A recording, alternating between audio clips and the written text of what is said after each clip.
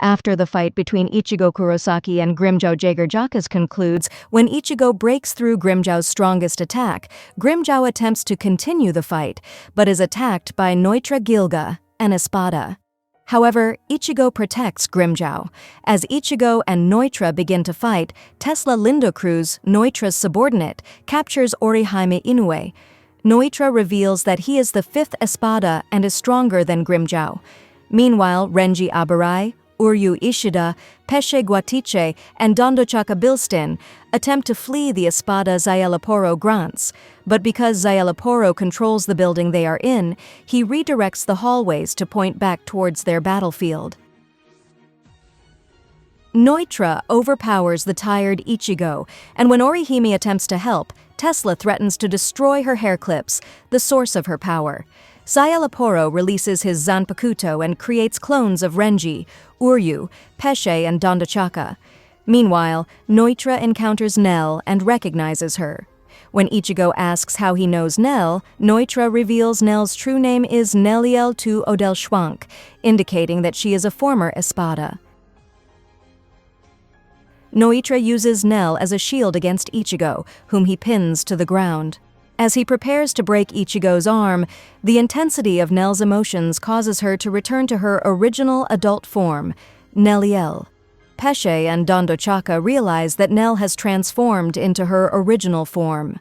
Neliel takes Ichigo away from the battlefield, and as she prepares to fight Nnoitra, she reveals that she was the former third Espada.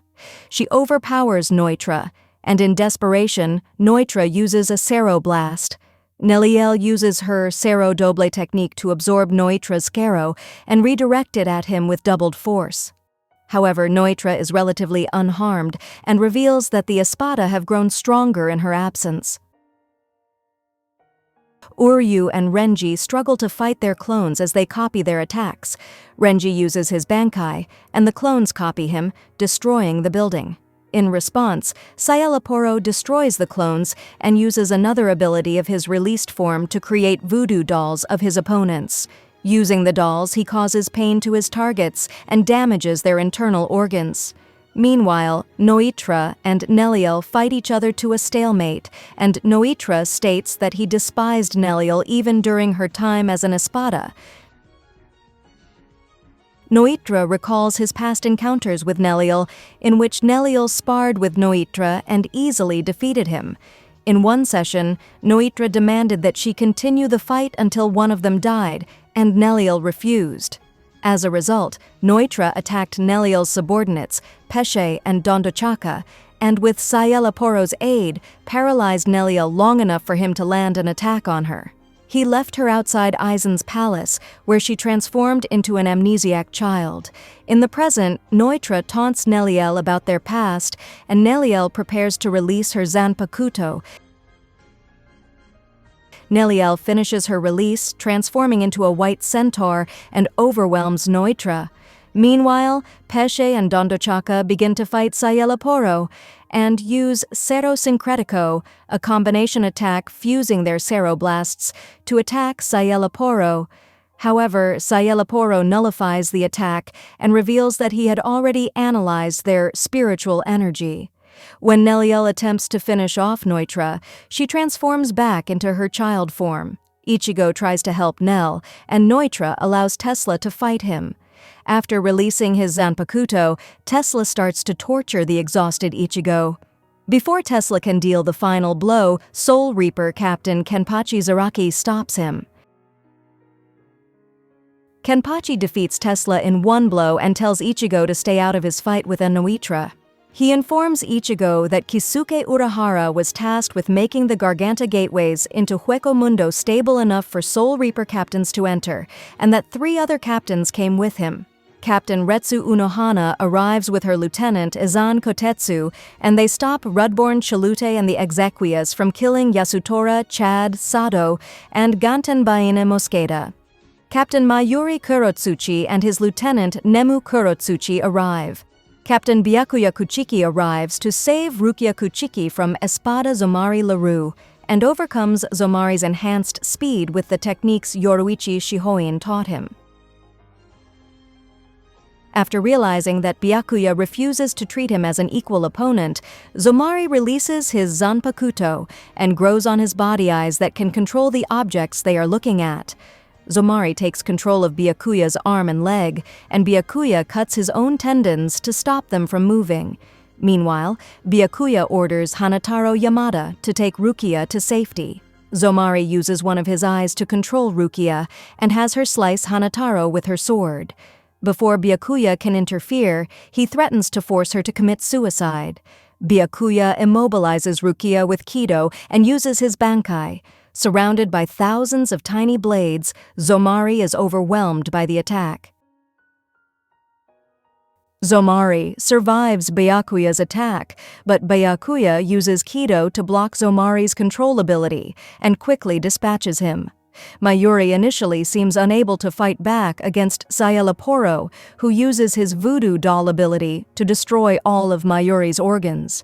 However, he reveals that he has made himself immune to Szayelaporro's attack by replacing the organs in his body with dummies, after learning about the ability from bacteria he implanted in Uryu to use the voodoo doll. He then activates his Bankai, which poisons Szayelaporro, and subsequently swallows him. Rukia regains consciousness, and Byakuya tells her to rest and regain her strength for the impending battles. Kenpachi battles Nnoitra, and Orihime heals Nel at Ichigo's request. While swallowing Szayelaporro with his Bankai, Mayuri inadvertently poisons Uryu and Renji, and Szayelaporro seizes the opportunity to resurrect himself by absorbing Nemu's spiritual particles through his Gabriel technique. However, in the process, he ingests a superhuman drug from inside Nemu that increases all of his senses to the point where his body cannot respond to the flood of sensory information, immobilizing him, with Mayuri stating that 1 second would feel like a century. He then stabs Szayelaporro through the hand before stabbing him in the heart. Szayelaporro, whose senses are heightened by the drug, feels Mayuri's Zanpakuto piercing through his hand and heart for what he feels as centuries before he dies. After restoring Nemu to full health, Mayuri orders her to clear away the rubble that concealed Szayelaporro's laboratory. Meanwhile, Kenpachi has difficulty cutting through Nnoitra's skin, which Nnoitra claims is the toughest of any of the Espada. Kenpachi stabs Nnoitra through his eye patch, but Nnoitra counterattacks, injuring Kenpachi. He then reveals that Kenpachi had stabbed him through his hollow hole, which is where his left eye should have been. Kenpachi slashes at Nnoitra, wounding him, and uses the correct amount of force he needed to cut Nnoitra's skin. He continues to attack Nnoitra, and after Nnoitra accidentally tears off Kenpachi's eye patch while trying to attack him, the limits on his power are removed. Kenpachi delivers a slash through Nnoitra's torso. Nnoitra releases his Zanpakuto and gains an additional pair of arms. Nnoitra attacks Kenpachi and severely wounds him, while Kenpachi manages to cut off one of his arms. Nnoitra regenerates the arm and stabs Kenpachi with one of his hands. Kenpachi continues fighting Nnoitra, and although he is able to keep up with his attacks, he realizes that he is in danger of dying. He then resorts to using kendo and severely injures Nnoitra with a two-handed strike. Kenpachi attempts to leave, but Nnoitra insists that he finish their battle. Nnoitra recalls his time with Neliel, in which Neliel frequently saved him from his attempts to die in battle. He charges Kenpachi, who inflicts the finishing blow. After Kenpachi defeats Nnoitra, the Espada's Coyote Stark and Lilinette Gingerbuck arrive and carry Orihime away to a tower where Sosuke Aizen greets her. He informs her that he, Jin Ichimaru, and Kaname Tosen are preparing to destroy Karakura town. Aizen orders Tosen to contact the Soul Reaper captains, Ichigo, and his friends with Kido, while he travels through a Garganta portal to Karakura town. However, Captain Genryusai Shigekuni Yamamoto, the leader of the 13 court guard squads, confronts Aizen with 5 other captains. Aizen summons the Espadas Stark and Lilinette, Baragan Luisenbairn, and Tyr Harabel, and orders Espada Ulquiorra Schiffer to protect Las Noches. Ichigo, sensing the threat to Orihime, flies off to save her. In the real world, Ichigo is in school when he sees Lurichio Kasumioji, who has come back to the real world because she is angered that Ryusei Kenryu Kenzaki, her retainer, would not allow her to play Kemari when she has other important duties. This leads to an outburst between Lurichio and Kenryu intends to kill himself to make Lurichio happy. After Ichigo and his friends persuade Kenryu, they put on an act to fool Lurichio into forgiving him, but she sees through the trick. This leads to another argument and culminates in Lurichio challenging Kenryu to a Kemari game to see who is right. The Kemari game officially starts. The referees are the proprietors from the Urahara shop, Jinta Hanakari and Ururu Tsumugiya. Kisuke Urahara himself oversees the proceedings and set up a gigantic barrier around the playfield to indicate the assigned area. The two teams, each with varying characters, attempt to keep the ball away from each other in different comical ways.